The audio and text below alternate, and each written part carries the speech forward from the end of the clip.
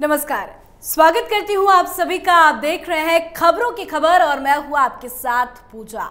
खबरों की खबर में आज बात करेंगे यूपी के मुख्यमंत्री योगी आदित्यनाथ के नए एक्शन प्लान की। जी हाँ, उत्तर प्रदेश की योगी सरकार जनसंख्या नियंत्रण पर कानून लाने जा रही है, जिसको लेकर इन दिनों सियासत काफी ज्यादा गरमाया हुआ है।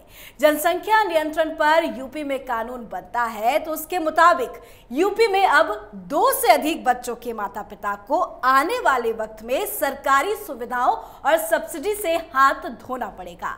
बीजेपी इसे देश हित में जरूरी फैसला बता रही है, तो वहीं दूसरी तरफ कुछ पार्टियां इसे चुनावी स्टंट करार बता रही है।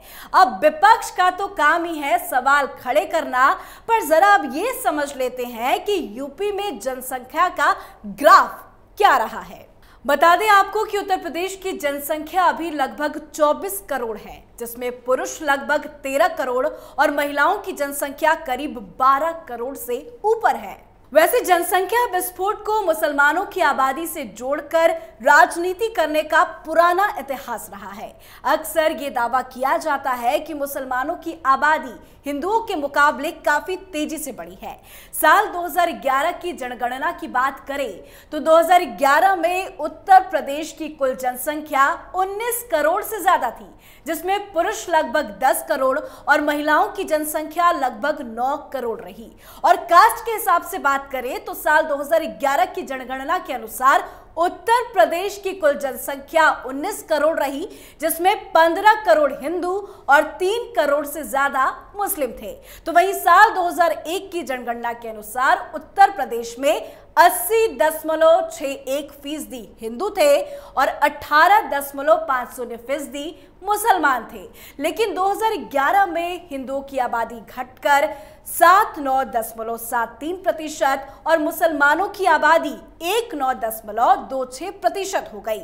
जनगणना विभाग का भी कहना है कि उत्तर प्रदेश के 70 में से 57 जिलों में हिंदुओं की आबादी मुसलमानों के मुकाबले धीमी गति से बढ़ रही है। वैसे यूपी में जनसंख्या का उलटफेर अलग अलग जिलों के हिसाब से भी देखा गया है।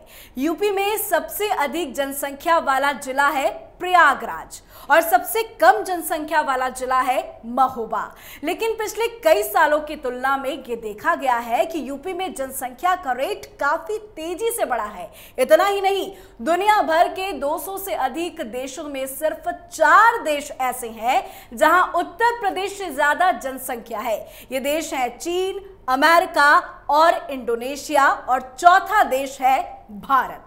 तो कहीं ना कहीं भारत में यूपी की बढ़ती जनसंख्या को लेकर अहम कदम उठाना काफी ज्यादा जरूरी है, और यही वजह है कि योगी आदित्यनाथ काफी ज्यादा एक्शन में है कानून बनाने को लेकर। अब जरा ये भी समझ लेते हैं कि क्यों जरूरी है यूपी में जनसंख्या नियंत्रण पर कानून। आपको बता दें कि बढ़ती जनसंख्या से पैदा हो रही है बेरोजगारी, साथ ही सरकारी योजनाओं का लाभ मिलने में भी काफी ज्यादा दिक्कतें आ रही हैं, और इन्हीं अब समस्याओं का अध्ययन राज्य विधि आयोग कर रहा है और एक सख्त कानून बनाने की योजना भी चल रही है, जिससे लोगों को भी जागरूक किया जा सके। चलिए आपको यह भी बता देते हैं कि राज्य विधि आयोग के अध्यक्ष आदित्यनाथ मित्तल ने भी बताया कि बढ़ती जनसंख्या से काफी ज्यादा समस्या पैदा हो रही है। साथ ही यह भी कहा गया है कि जो लोग जनसंख्या नियंत्रण कर सहयोग दे रहे हैं उन्हें सरकारी सुविधाओं का लाभ मिलते रहना चाहिए,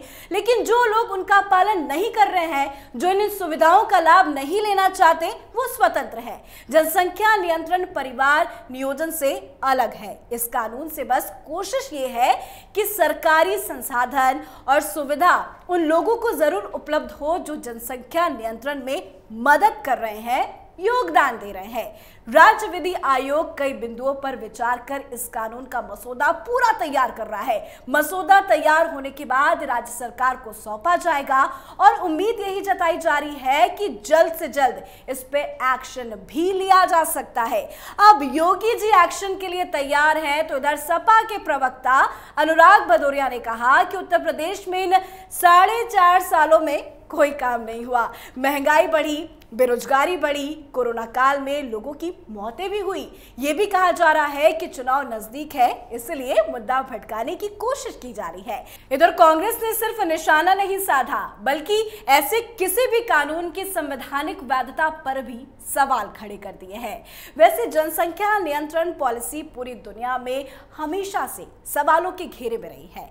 भारत में इसकी जरूरत को लेकर एक्सपर्ट का मानना है कि भारत में प्रजनन दर बीते कुछ वर्ष से लगातार घट रही है, इसलिए ऐसे किसी नियम की जरूरत नहीं है। एक्सपर्ट्स कहते हैं कि उल्टा इसका प्रतिकूल असर भी हो सकता है। इससे लिंग चयनात्मक, असुरक्षित गर्भपात और भारत के लिंगानुपात में विषमता को बढ़ावा मिलेगा। वैसे कई देश हैं जहां ये पॉलिसी लागू हुई है और ऐसे में चीन सबसे अच्छा उदाहरण है, क्योंकि चीन ने अब खत्म कर दी है 2 चाइल्ड पॉलिसी।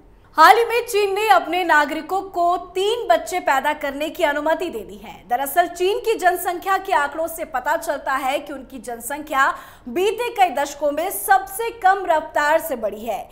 वहीं 2010 से 2020 तक वहां कुल जनसंख्या में बुजुर्गों का शेयर भी बढ़ गया।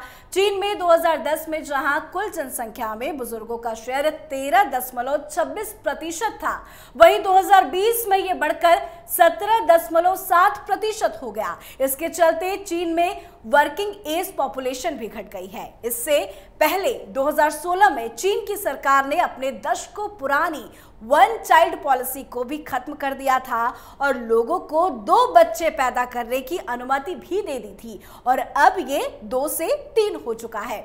वैसे बात सिर्फ भारत की करें तो भारत में ऐसे कई राज्य हैं जहां कई राज्यों में पहले से ही लागू है ये पॉलिसी, जिसमें मध्य प्रदेश, तेलंगाना, आंध्र प्रदेश, असम, गुजरात, महाराष्ट्र, उत्तराखंड और कर्नाटक है। और इस लिस्ट में जल्द यूपी का नाम भी सामने आ सकता है। और देखने वाली बात होगी कि योगी सरकार इस कानून को किस रंग रूप में यूपी में लागू करती है।